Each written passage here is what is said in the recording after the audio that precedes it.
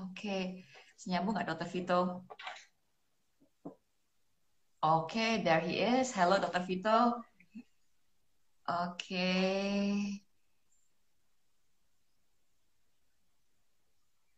oke Dokter Vito.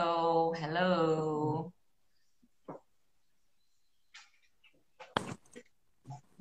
Hai Dokter Vito, how are you? Aduh, apa kabar? Aduh, lama banget ya ketemu Mela. Udah You're lama. okay? Sehat-sehat ya? Lama. Sehat Dokter Vito. Kayaknya lebih sehat di rumah nih dokter. Tapi dokter nggak di rumah kali. Di rumah sakit Enggak, dulu enggak, ya ke dok. rumah sakit juga. Iya, ke rumah sakit juga. Tadi, Tapi sekarang kita maksudnya ganti-gantian. Jadi, karena kita nggak mau ada kerumunan orang di rumah sakit, jadi di rumah sakit itu waktunya ada piketnya, nggak setiap hari masuk ke rumah sakit. hmm, Dokter-dokter ada waktu piket untuk masuk.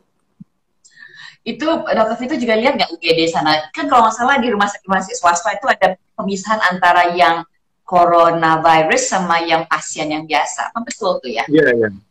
Ada. Justru rumah sakit kami itu memang kan rumah sakit transit COVID. Salah satu rumah Hmm. sakit yang dari awal memang sudah mendeklarasikan mau menerima pasien COVID-19. Jadi kami memang sudah melakukan itu sudah dari awal. Udah dipisah ruangannya, bahkan kita punya tenda khusus. Nah, kadang-kadang Hmm. itu ada dua masalah jadinya. Jadi gini, orang-orang entah karena takut dicap sebagai orang yang positif, jadi mereka kalau kita minta mesti ke tenda khusus tersebut, mereka malah menolak, itu makanya jadi masalah juga kan, nggak mungkin campur dong ya kan.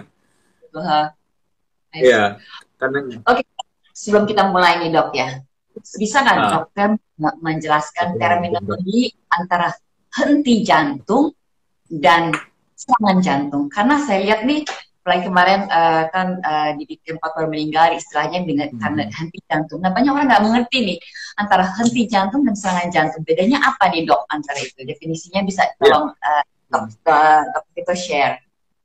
ya.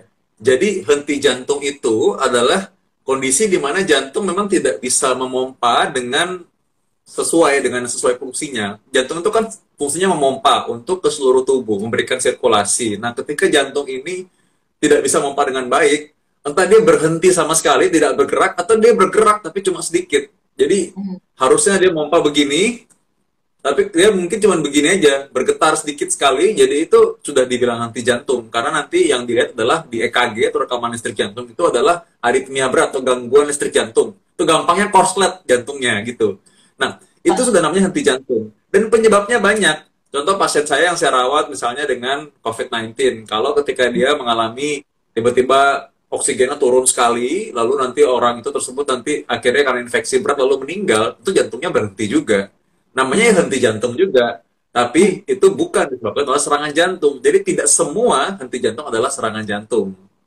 Oke. Nah, sebaliknya, serangan jantung ini memang mirip dengan henti jantung. Karena apa? Sering disamakan. Karena memang sebagian besar kasus henti jantung mendadak disebabkan oleh serangan jantung. Jika tidak ada penyebab yang lain. Contoh Mhm. ini misalkan kalau kalau kita tahu jantung itu kayak gambar jantung yang di Yayasan Jantung Indonesia yang dipegang itu kan, nah tapi itu jantung ada apinya. Ini Iya jantung yang kita kan? punya, ya, ada di latar belakangnya Ibu Mela ya. Nah, kalau kalau kita tahu jantung itu ada pembuluh darah yang memberi darah ke jantung juga. Jadi memberi makan untuk jantung. Nah, kalau terjadi penyumbatan mendadak, maka nanti terjadilah serangan jantung. Serangan jantung Hmm. ini bisa ada yang ringan. Jadi orang ternyata selamat dari serangan jantung, jadi langsung meninggal. Ada juga Hmm. yang berat langsung meninggal mendadak. Nah, jika yang meninggal mendadak itu ya dia jadi henti jantung. Nah, itu makanya sering orang Oh, menyamakan itu padahal sebenarnya beda. I see. Nah, terus dengan gagal jantung, gimana tuh dok? Gagal jantung, masuk ke dalam kategori mana tuh?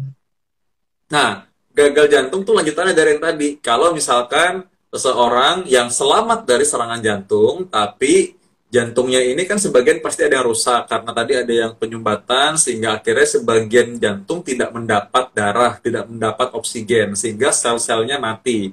Akibatnya jantung itu tidak bisa memompa dengan baik seperti sebelumnya. Jadi dia terjadi kelemahan fungsi jantung ya, jadi lemah jantung lah. Nah, itu lama-lama bikin bengkak jantung juga. Nah, itu jadi ini sebenarnya terminologi yang dibuat oleh masyarakat sendiri juga, namun saya pakai juga karena ini mungkin lebih nyambung untuk masyarakat untuk memberi penjelasan mengenai apa yang terjadi. Jadi gagal jantung itu lemah jantung lah istilahnya. Orang yang bisa dibilang bengkak jantung ya itu sebenarnya lemah jantung juga akibatnya karena jantungnya udah besar. Itu akibat dari proses perubahan jantung bisa karena serangan jantung. Itu juga bisa. Oke. Nah, ini kan Iya. terminologi yang basic ya, yang sebenarnya Iya. sih harusnya kita semua sudah hafal dan tahu jadi supaya tidak ada kebingungan antara itu. Nah, Iya. sekarang ini kita lagi COVID nih, dan topik pembicaraan hari ini adalah usia muda, bahaya jantung dan Iya. COVID di usia muda. Oke, let's say saya itu misalnya lahir dengan kelainan jantung bawaan, terus sudah Iya. dioperasi, terus Iya. menjelang umur 20-an, saya udah sehat Iya. kan, udah sehat. Iya. Apakah itu membuat saya lebih rentan terhadap COVID atau saya masuk apakah saya masuk dalam kategori normal atau saya masuk dalam kategori rentan terhadap COVID, lebih rentan terhadap COVID? Iya. Nah, prinsip umumnya yang lebih rentan terhadap COVID-19 adalah orang yang daya tahan tubuhnya rendah, imunnya rendah.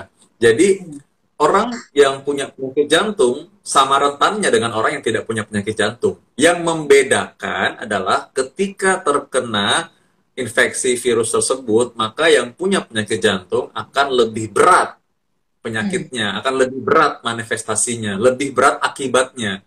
Itu. Jadi kalau masalah dia terjangkit, tertular, masing-masing kan punya daya tahan tubuh. Orang yang punya penyakit jantung pun punya daya tahan tubuh. Jadi kalau daya tahan tubuh dia itu baik, sebenarnya dia sama seperti orang lain yang tidak punya penyakit jantung.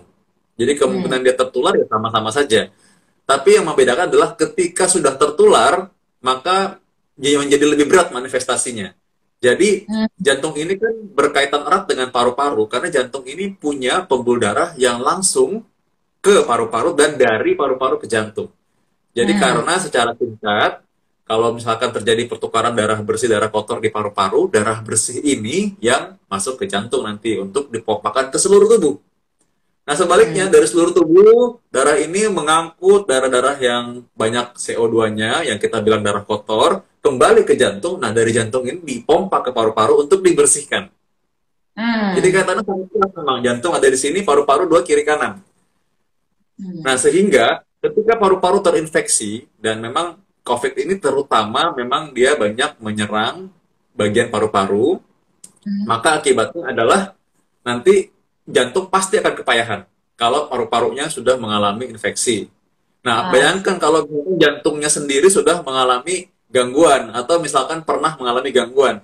Nah, makanya tentu saja itu hasilnya akan lebih berat. Nah, kalau misalkan kita mengikuti perkembangan yang sekarang, ternyata virus COVID juga dapat menyerang langsung ke arah jantung. Karena memang reseptornya, atau kita bisa bilang gini, di dalam tubuh kita itu ada semacam angkutan gitu buat virusnya gitu.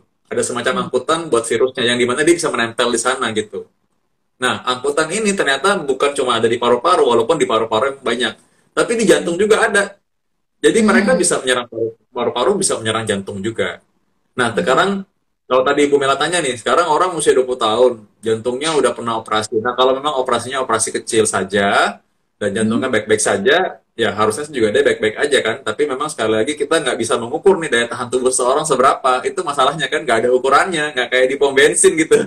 Ada ada ukurannya sekian gitu. Kita nggak punya, so we don't know. Jadi untuk amannya emang semuanya harus benar-benar menjaga jangan sampai tertular itu. Dan anak muda sekarang kan rata-rata orang bilang bahwa anak muda sekarang udah mulai kelihatan bahwa mereka banyak yang tertular ya, dok ya.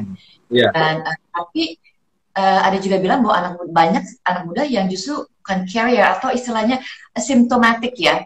Symptomatic itu ada simptom sama sekali terhadap gejala COVID-19. Nah itu yang bahaya dok. Apalagi mereka tidak mengetahui bahwa mereka ini bisa menularkan kepada tetangga di kiri kanan.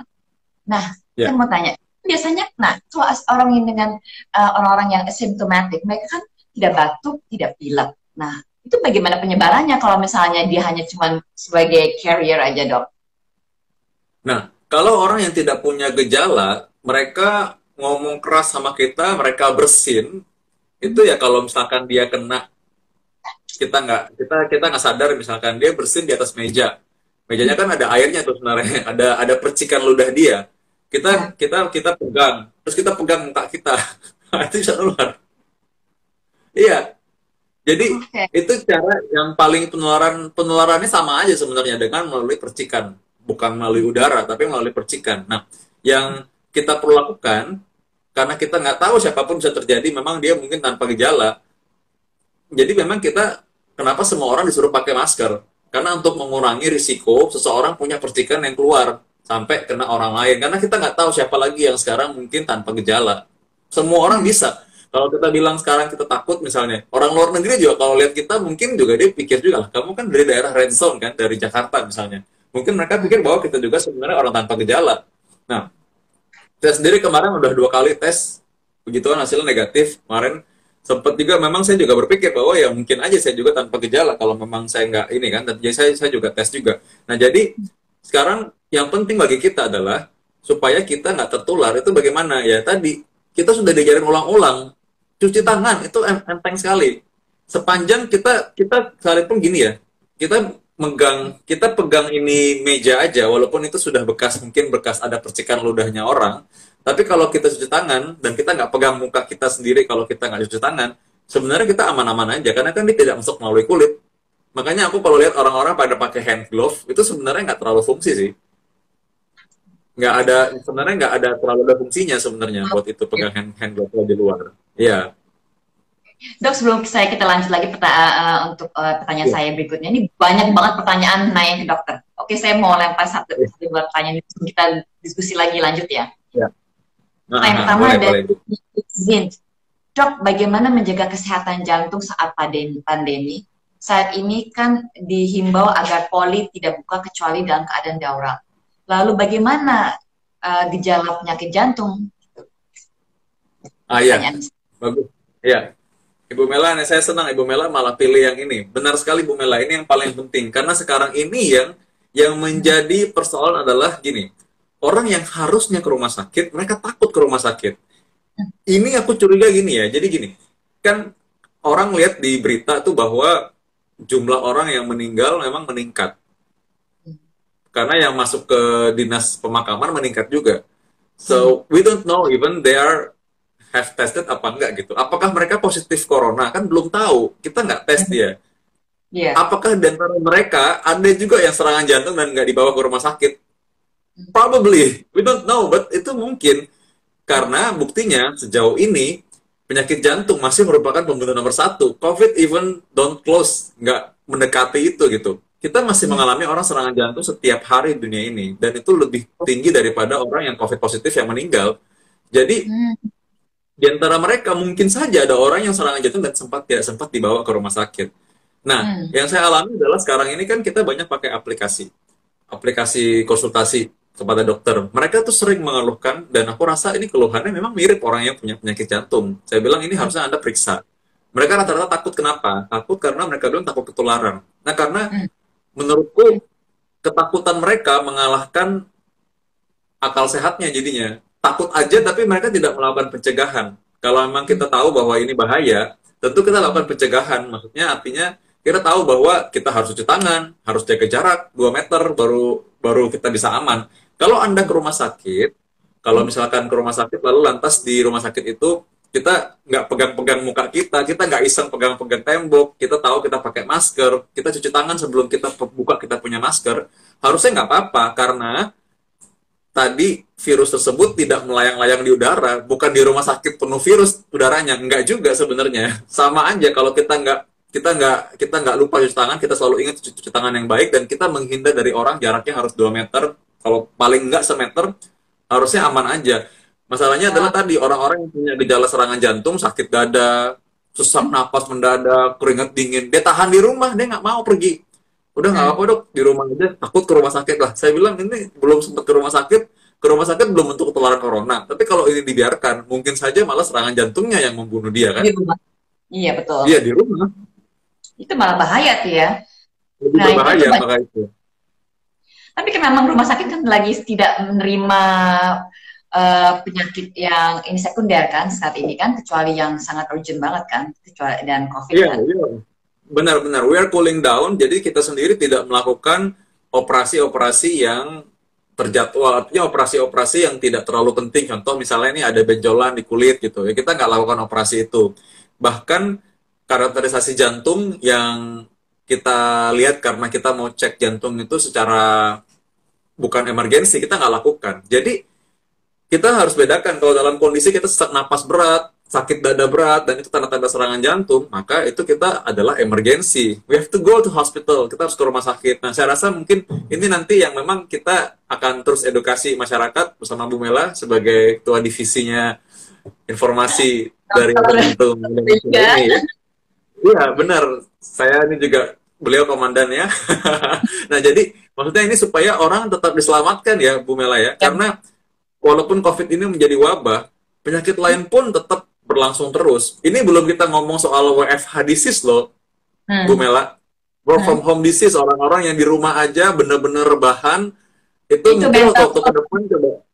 Ya, they probably have mungkin peningkatan berat badan, lingkar pinggangnya meningkat, nggak pernah cek kolesterol, nggak tahu makannya gimana, we don't know, karena mereka untuk menghibur diri mungkin makan yang manis-manis, atau mungkin mereka punya darah tinggi, mereka nggak berani minum obat, kita nggak tahu juga. Nah, itu adalah hal yang ada audiens di sini bisa tahu bahwa itu tersebut adalah hal yang perlu diperhatikan, tentu saja bisa kasih tahu ke orang lain.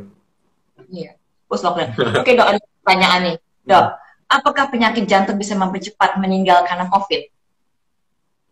Iya, betul, benar.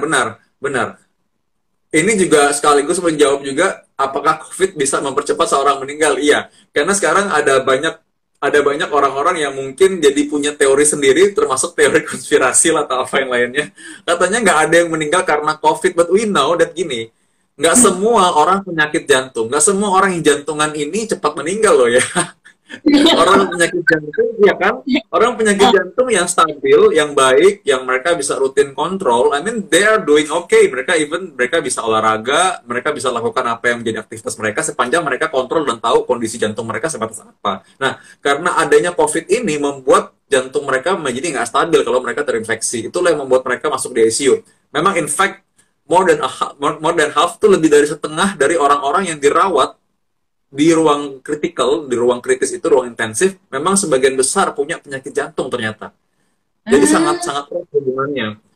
Bahkan ada data yang bilang 80% pasien yang dirawat di ruang intensif ternyata itu punya penyakit jantung dan pembuluh darah. Entah dia pernah stroke, dia pernah serangan jantung, dia pernah punya lemah jantung dan riwayat bengkak jantung, semacam itu.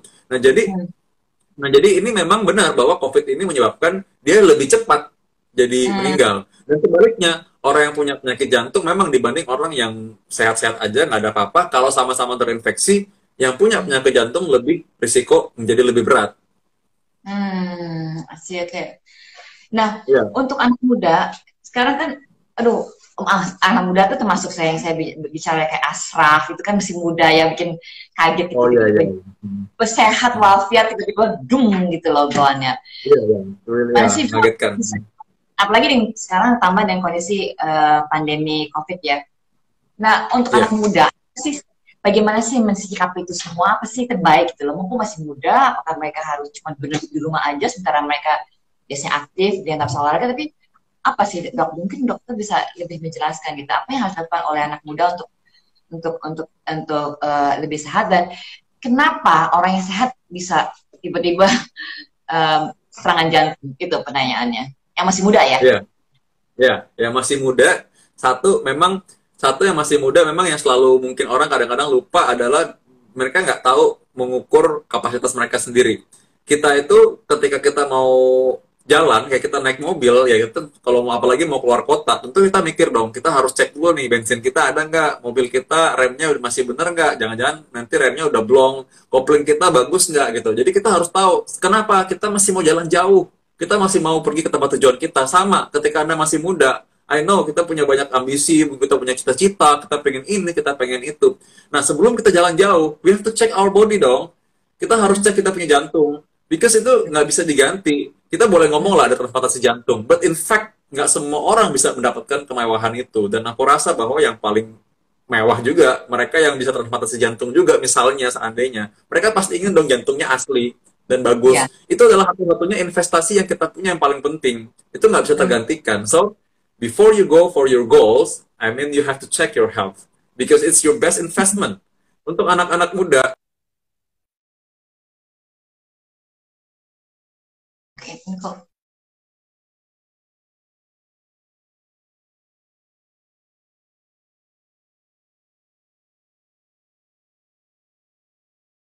Kita banyak pertanyaan yang kita akan tanya kepada ini ada, tapi ada pertanyaan, saya sering sakit kepala dan rambut saya yeah. sering bahaya banget, Dok.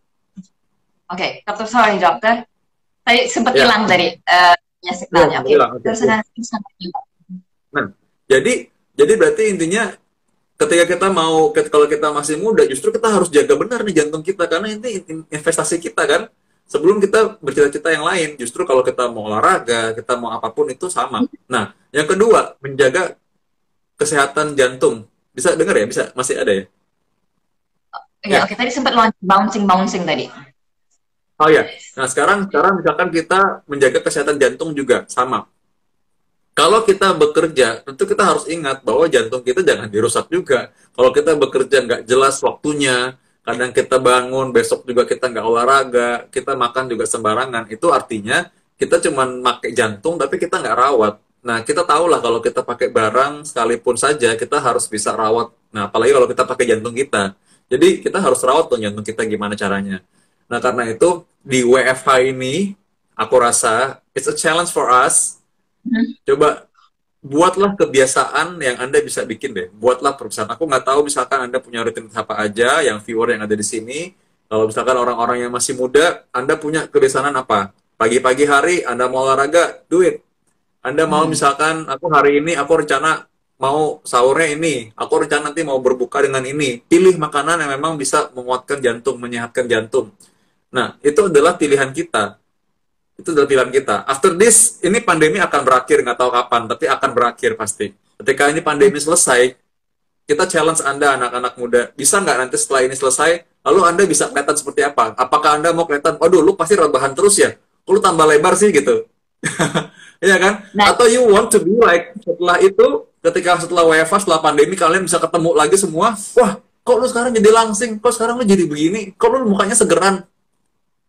It's your choice, yeah. kan? Yeah. So, why not? Kita ya Jantung Indonesia, we'll challenge you.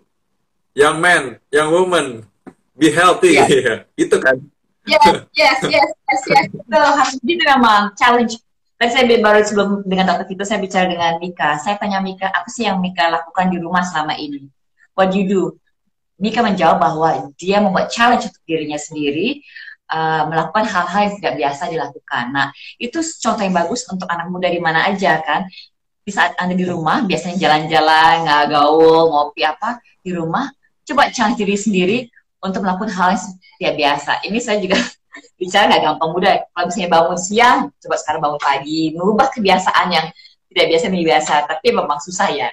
Untuk anak muda, itu merupakan satu cukup tantangan yang besar ya, seperti itu.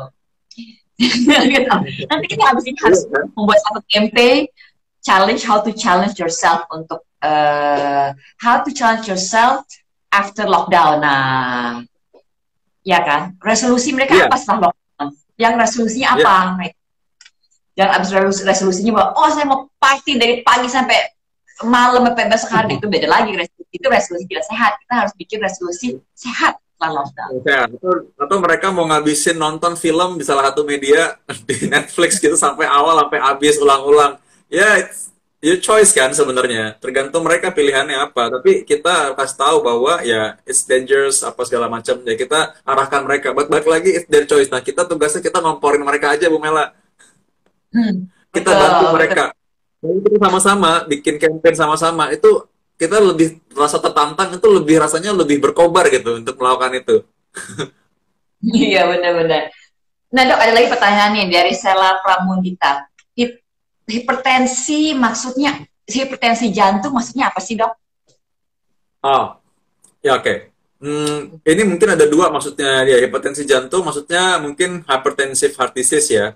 Jadi penyakit jantung diakibatkan karena hipertensi. Hipertensi yang lama, tekanan darah tinggi yang lama, kan jantung kita tadi kan untuk memompa, seperti kayak pompa air, ada selangnya. Nah, selangnya itu adalah pembuluh darah kita. Makanya kalau misalkan jantungnya masih kuat, itu kita, ujungnya kalau kita tutup sebagian kan dia muncratnya jauh tuh, karena tekanannya lebih tinggi. Nah, bayangkan Hmm. kalau tekanan darah tinggi terus, itu berarti tekanan di selang-selang itu tinggi. Nah, pembuluh darah kita kan bukan selang, pembuluh darah kita itu pembuluh darah bagian dari sel yang hidup. Jadi mereka punya reaksi. Lama-lama kalau tekanan tinggi, ini pompa lama-lama rusak nih kalau kita tutup terus ujungnya. Bayangkan ya, keran air dinyalakan, bagian ujung dari selang tutup terus. Lama-lama kan jebol pompanya. Hmm. Itu yang terjadi kurang lebih pada orang dengan penyakit jantung darah tinggi. Jadi karena darah tinggi jadi punya penyakit jantung. Jantungnya lama-lama tebel karena dia harus pompa yang kuat. Jadi lama-lama seperti otot yang dilatih di gym, lama-lama dia semakin besar ototnya. Jadi otot jantung itu ya kepayahan. Nah, makanya lama-lama kalau orang-orang suka bilang, kok saya dulu darah tinggi, sekarang nggak darah tinggi lagi, udah sembuh. Padahal nggak pakai obat loh. Tapi lama-lama sesek memang dia. Karena apa? Udah jebol pompanya, udah lemah. Dia nggak bisa pompa lagi. Makanya ketika nanti, contoh ya, ketika pompa udah nggak bagus, kita buka keran sampai maksimal juga, kita tutup ujungnya kok muncratnya cuma dikit. Ya Hmm. itu karena memang pompanya sudah nggak kuat lagi buat pompa. Itu yang terjadi ketika orang mengalami lemah jantung, bengkak jantung akibat dulunya hipertensi. That's what happened. I see. Nah, itu apa pengobatannya kalau gitu, Dok? Kalau gitu, kalau kita udah kena itu kan apa kondisi itu bisa sembuh atau bisa dioperasi atau apa gimana tuh kondisi itu? Kalau mengalami lemah jantung, maka dengan obat-obatan dibantu supaya airnya nggak terlalu banyak. Jadi kerja pompanya nggak terlalu banyak. Makanya nanti dapat obat yang suka bikin kencing banyak tuh. Jadi supaya kencingnya keluar. Nah, Klasik-klasik ya. tapi ya Hmm. semacam itu ya. Itu brandnya. ada Oh, ada merek lain juga. Tapi emang beliau pakar marketing so ya. Nah, jadi jadi sebenarnya itulah yang terjadi. Orang bisa saja dengan punya penyakit jantung, lemah jantung masih bisa melakukan tugasnya dengan baik karena mereka dibantu dengan obat. So, jadi bukan Hmm. kecanduan obat, mereka dibantu dengan obat yang benar. Dan pasien-pasien saya kebanyakan yang mereka sudah punya penyakit tersebut masih bisa kerja kalau mereka dengan teratur minum obat. Baik-baik aja. Karena mereka khawatir kadang-kadang kan karena takut nih obatnya nanti membuat ginjal saya rusak lah. Obat ginjal juga itu kok sama aja. Justru Oh, kalau tekanan justru kalau tekanan darah yang tinggi itu nanti merusak ginjal juga lama-lama. Jadi kita kan hmm. justru membantu supaya ginjal nggak rusak karena keran dan pompa itu sama, itu saling mempengaruhi. So ya maksudnya jadi kita memang menjaga dua hal itu dengan bersamaan. Nah, sebaliknya memang kalau orang yang nggak minum obat secara teratur itu makin lama makin berat, memang bisa punya risiko gangguan irama jantung berat sampai bisa meninggal mendadak. Karena itu kita nggak mau itu. Makanya obat-obatnya ada beberapa, ada banyak obatnya biasanya. Karena Hmm. obat-obat itu fungsinya adalah untuk menjaga kerja jantung. Nah, gimana cara mencegahnya? Itu aja yang lebih gampang. Karena sekitar 30% orang Indonesia, 30-an persen loh ya, jadi lebih dari seperempat itu kira-kira punya hipertensi. Hmm. Banyak loh makanya. Nah, sekarang gimana kita mencegahnya aja? Kenapa nggak orang yang hipertensi? Kalau mereka memang bisa perbaiki dengan gaya hidup, mereka nggak perlu minum obat, masih bisa. Itu kalau tekanan darah tinggi yang rendah. Kalau tekanan darah tinggi yang tinggi dan sudah memang indikasi minum obat, minumlah obat. Minum obat cuma satu. Itu kan nggak berat, itu kan ringan sekali. Lebih baik daripada kita harus minum obat yang banyak dan udah terlanjur sakit jantung lagi. Betul, betul, betul. Oke, that's a good point, dokter. Harus diingat ya pada semua yang mendengar. Nah, ada lagi deh Ayu Wiyoto. Nah, ini kan sekarang gini dok, banyak anak muda sekarang kena mah dan GERD ya dok ya. Nah, Oh iya tapi iya. mereka ngerti ya, kenapa dadanya jadi sakit, ya seseknya? Ini pertanyaan juga Iya. berkaitan dengan Ayu Wiyoto menanyakan hal itu. GERD tapi dadanya sakit. Apa itu jantung? Karena banyak yang GERD yang meninggal itu dokter sudah diagnosanya, oh karena GERD. Tapi pada akhirnya meninggalnya karena jantung. Nah, bisa jelaskan kolerasinya nggak antara GERD dan jantung? Iya, orang yang punya GERD itu memang punya gejala itu mirip dengan orang yang serangan jantung. Jadi memang seringkali ketukar nanti mereka. Dan saya juga punya pasien sampai kemarin sebelum sekitar mungkin 3 minggu lalu ya, masih sempat tuh ada pasien yang akhirnya harus melalui